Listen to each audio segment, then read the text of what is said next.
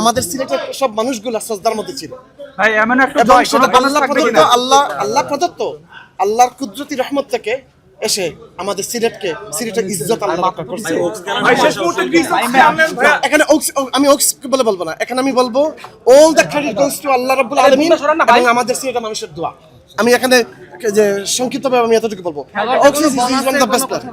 এটা তো আবেগী, তাই না? এটা আমাদের সিলেটের আবেগের বিষয়। আমরা সিলেট জিতেছে, আমাদের সিলেট জিতেছে আজকে, এটা তো আবেগের ব্যাপার। ম্যাচ শুরুর আগে আপনি বলছিলেন যে কোন টাইম ম্যাচ নেই, সেটাই কি হলো কিনা? না, ওটা হচ্ছে কি ওই আমরা দেখেন এগুলো বাদ দেন। আজকে রংপুরও জিতেছে, সিলেটও জিতেছে, রংপুরও জিতেছে, সিলেটও জিতেছে।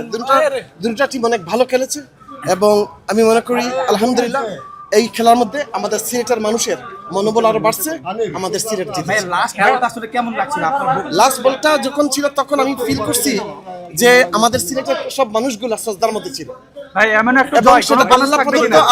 আল্লাহ প্রদত্ত আল্লাহর কুদরতি রহমত থেকে এসে আমাদের সিলেটের ইজ্জত আল্লাহ রক্ষা করছে।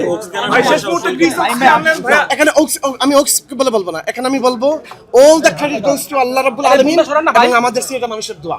আমি এখানে যে সংক্ষিপ্তভাবে আমি এতটুকু বলবো, one of the best player. আমি এখানে নিয়ে কোনো কথা বলবো না।